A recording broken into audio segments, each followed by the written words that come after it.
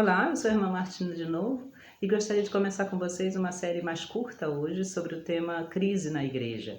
É um tema que obviamente nos toca de perto nos nossos dias, um tema muito discutido, muito falado, para nós pessoas da igreja certamente muito doloroso, embora não novo, e para as pessoas de fora, sobretudo através da mídia e etc., um tema sempre curiosamente interessante, sempre sensacionalista, enfim. Há, obviamente, sobre esse tema uma série de aspectos, uma série de detalhes, que não é o caso aqui, enfim, não é o caso aqui entrar neles, mas, sobretudo, eu gostaria de abordar o aspecto geral, o aspecto talvez mais profundo, o aspecto teológico e histórico. Eu fui durante muitos anos professora de História da Igreja e recomendo muito que se leia a história da Igreja, uma história, obviamente, não ideológica, não, enfim, tendenciosa, mas simples, a história dos fatos da igreja, porque estudar a história da igreja nos ajuda imensamente a entender o que é realmente a igreja, justamente porque a história da igreja nos mostra constantemente falhas, erros, enfim, crises. A primeira coisa que a gente poderia dizer, então, quando a gente observa que a igreja está em crise, ou que as pessoas dizem isso, é a igreja sempre esteve em crise. A rigor, a humanidade inteira sempre esteve em crise. Por quê? Porque onde há pessoas humanas, e a igreja é formada de pessoas humanas, há sempre o erro, a falha, a limitação e o pecado. Ignorar o pecado ou psicologizar o pecado, vamos dizer assim, como se ele fosse sempre uma doença, é uma das grandes falhas e uma das grandes, vamos dizer assim, lacunas da nossa mentalidade moderna ocidental. O pecado existe, a gente percebe isso de criança. O que é o pecado? É a gente justamente quando a gente sabe, conscientemente, com perfeita liberdade, que uma coisa está errada, a gente escolhe fazer essa coisa, mesmo que a gente saiba que ela esteja errada. E a gente sabe disso no nosso coração e na nossa alma. Por quê? Porque a gente é fraco, porque a gente é egoísta, porque a gente é orgulhoso, porque a gente é ganancioso, porque a gente é preguiçoso e assim por diante, porque nos faltam virtudes. Todos nós temos isso, todos nós conhecemos isso. E se a gente não é atento, de certa forma, para cortar essas tendências mais, quando elas ainda são pequenas, elas existem em todos nós, a gente chega a coisas terríveis. Todos nós sabemos disso, todos nós conhecemos isso pela experiência própria, pela experiência daquelas pessoas que nos cercam e pela experiência da história, obviamente. Ora, esse pecado, esses erros, eles têm consequências. Eles têm consequências para a nossa vida e eles têm consequências para a vida dos outros. Basta a gente olhar um pouco de história também para ver como, por exemplo, né, a Segunda Guerra Mundial mudou não só o mundo ocidental, mas o mundo inteiro. O desastre, a catástrofe que foi, enfim, né, uma guerra dessas proporções, mas isso é só um exemplo. Nos nossos tempos também, basta olhar o que está acontecendo na Ucrânia, basta olhar, enfim, né, a corrupção dos governos, basta olhar a mentira das pessoas e assim por diante. Isso não é nada que deveria nos escandalizar nem nos surpreender. No que não quer dizer que isso se justifique, ou no que não quer dizer que a gente então se acostume ao erro, como se ele fosse o normal e o bom. O outro grande erro, outra grande lacuna da nossa mentalidade contemporânea. Por um lado, a gente acha que o pecado não é mais pecado, e por outro lado, a gente, portanto, se acostuma com ele. E aí vai vivendo numa confusão mental e espiritual até que a gente não sabe mais diferenciar o que é bom do que é mal, né? Enfim, por que caminho a gente pode seguir na vida. E a gente sabe a consequência disso tudo, a gente vê constantemente na nossa vida contemporânea. Embora isso também não seja novo, onde há pessoas humanas sempre houve esse problema. E isso atinge, obviamente, a igreja. A igreja ela é formada completamente por pessoas humanas, desde o Papa até, enfim, né, o leigo, desde o bispo até a freira, desde, enfim, as famílias até os cardeais. Todos nós somos pessoas humanas e todos nós temos que constantemente lutar contra as tentações que nos assaltam constantemente, que são parte da nossa vida. Uns, por serem mais santos, fazem isso melhor, outros, por serem menos santos, fazem isso pior. Isso é a realidade humana. O que nós dizemos, portanto, quando nós dizemos que cremos na igreja, que fazemos parte da igreja, que a igreja, inclusive, como a gente diz palavras muito fortes no credo, santa, católica, apostólica, enfim, não é o que a gente quer dizer, não é que a gente crê que as pessoas da igreja sejam todas santas, não é absolutamente que a gente crê que a organização da igreja, a política da igreja, a economia da igreja seja sempre boa, absolutamente. Ao contrário, a toda a história da igreja, por isso é interessante e de certa forma instrutivo estudar a história da igreja, é sempre essa tensão, por assim dizer, entre o pecado das pessoas da igreja e o que na verdade elas deveriam ser, e na verdade a santidade que elas buscam. Mas isso é uma coisa óbvia, por exemplo, nós vivemos isso claramente no mosteiro. Nós entramos aqui, deveríamos entrar aqui, para buscar mais a Deus, para de certa forma dedicar a nossa vida de uma forma mais radical a Deus, e a gente vê dia a dia, constantemente, em primeiro lugar em mim mesma, falhas, limitações, erros e sim, pecados. Claro que nós temos isso. Não quer dizer que então a gente diz, isso é assim mesmo. Não, para isso existe a confissão, para isso existe a oração, para isso existe, enfim, né, a leitura da Sagrada Escritura. Mas é ingênuo pensar que porque eu entrei no mosteiro ontem, eu hoje sou santa. Obviamente que não. Até o dia da minha morte eu vou lutar pela santidade como qualquer outra pessoa dentro da igreja. Como os sacerdotes, como o Papa, como, enfim, nas famílias, os leigos, etc. A crise na igreja, portanto, é constante e vai ser sempre constante, na medida em que as pessoas humanas permanecem humanas. O que a gente crê, então, quando a gente diz que crê na igreja? A gente crê em Jesus Cristo. A gente crê no próprio Deus. Em Jesus, que disse a São Pedro, tu és Pedro, e sobre essa pedra eu fundarei a minha igreja. E as portas do inferno vão tentar de tudo, mas não prevalecerão contra ela. E as portas do inferno são essas que a gente vê constantemente. São os pecados, são os crimes, inclusive, dentro da igreja. A gente vê agora com a questão toda da pedofilia. São, enfim, né? Ou então os erros repetidos de ganância, de dinheiro, de busca de poder, isso de carreirismo. Isso existe perfeitamente dentro da igreja, perfeitamente, perdão. Eu quero dizer claramente, sempre existiu, provavelmente vai sempre existir. Uma vez perguntaram ao cardeal Ratzinger, antes dele ser papa ainda, se todos os cardeais na cúria romana eram santos, e ele parou um pouco, sorriu e disse, você sabe que tem até alguns que são santos? É assim, a grande maioria das pessoas, enfim, né, infelizmente não é santa, deveria ser, deveríamos nós ser, a nossa missão é nos fazermos a nós mesmos santos e não ficar buscando, enfim, né, a santidade nos outros. Quem garante a igreja, portanto, é Deus. E de certa forma, nesse sentido, a crise é uma prova de fé na igreja. Porque justamente a crise mostra que a igreja é verdadeira e de certa forma eterna.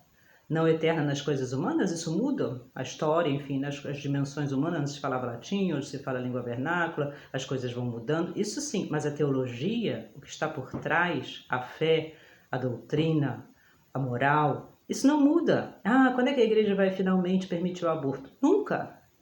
Não vai permitir nunca. Mas o Papa Francisco agora permite que as pessoas se separem. Não, o Papa Francisco não permite absolutamente que as pessoas se separem.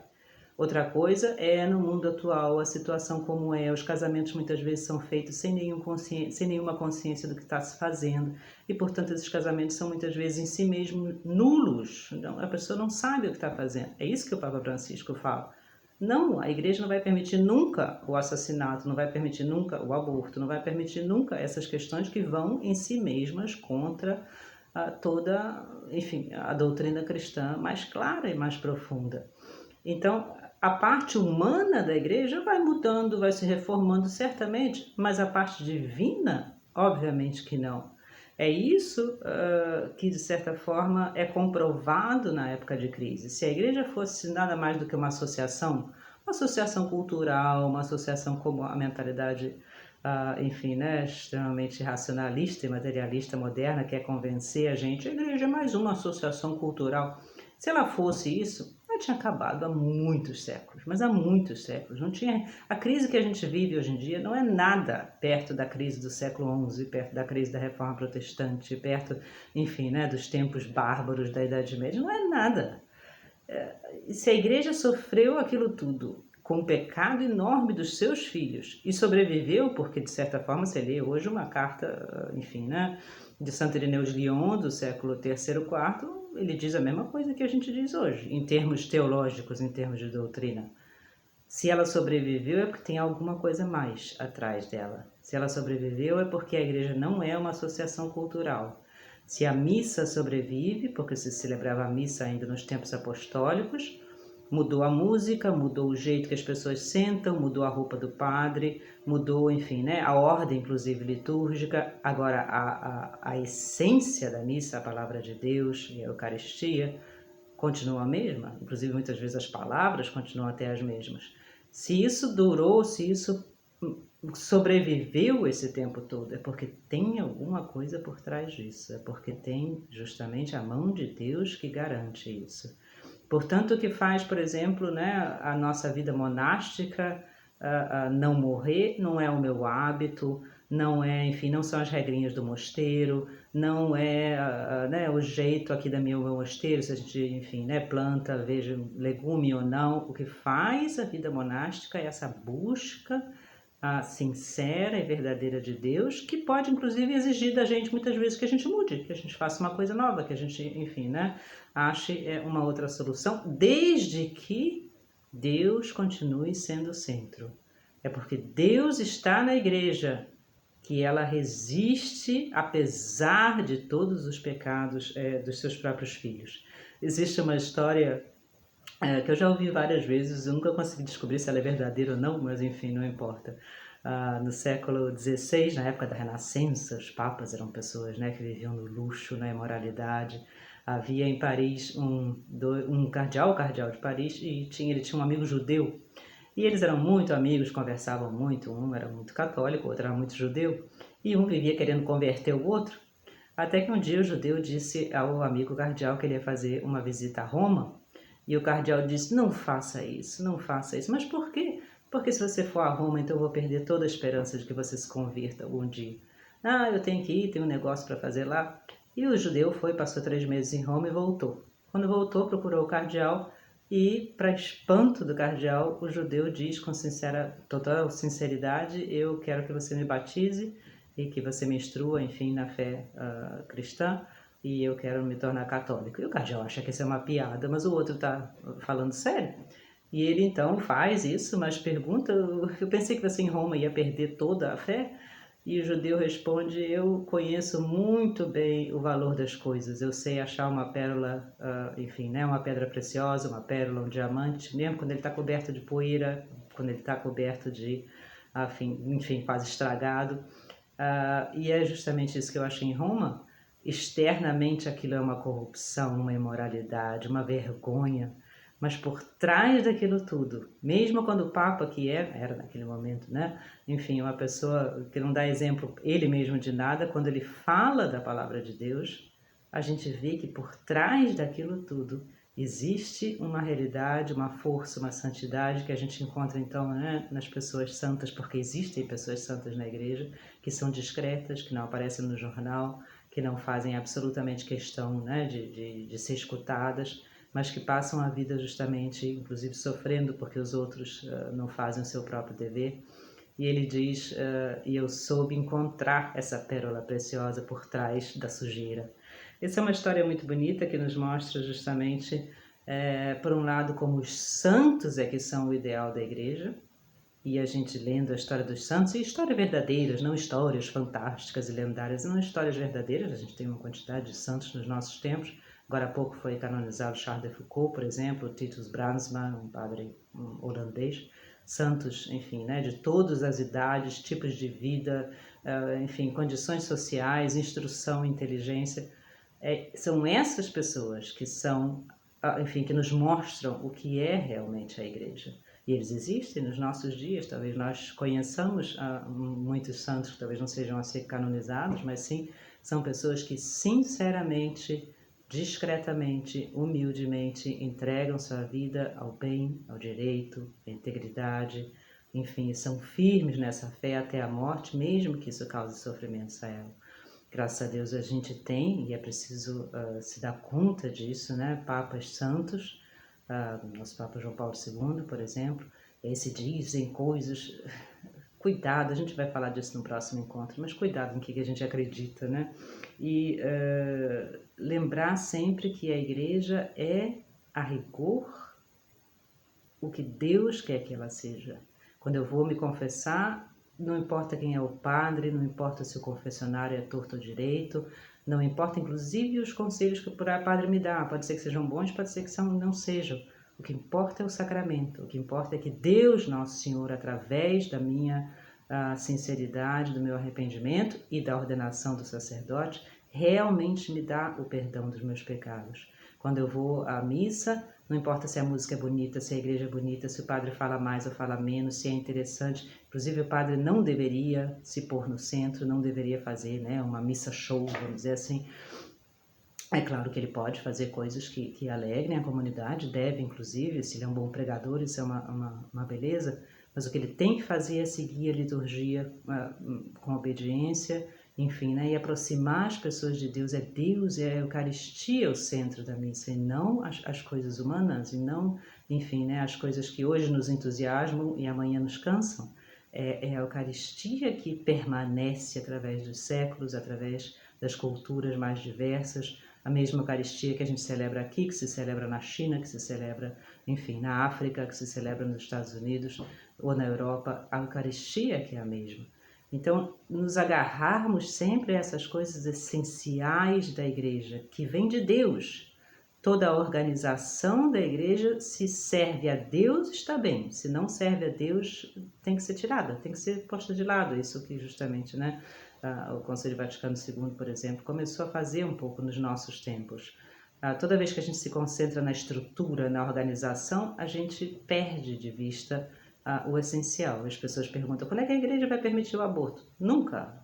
Nunca. Não é porque isso não vem dela. O Papa não tem autoridade, inclusive, para fazer isso. Isso não vem do Papa. A doutrina não vem do Papa. A doutrina não vem de uma votação dos cardeais. A doutrina não vem absolutamente da maioria da igreja, das pessoas da igreja. A doutrina vem do próprio Deus. E se a gente não crê mais em Deus, então realmente a gente não crê mais na igreja. A igreja vira uma associação como qualquer outra. A gente pode sair dela, entrar em outra. Inclusive vai encontrar, às vezes, até pessoas mais simpáticas, provavelmente. E por isso a gente não pode julgar os outros também. A pessoa que procura a Deus, sinceramente, ela está perto de Deus, seja onde for, seja como for. Vamos continuar nos nossos outros encontros a falar mais sobre esse tema. Um grande abraço, Deus nos abençoe.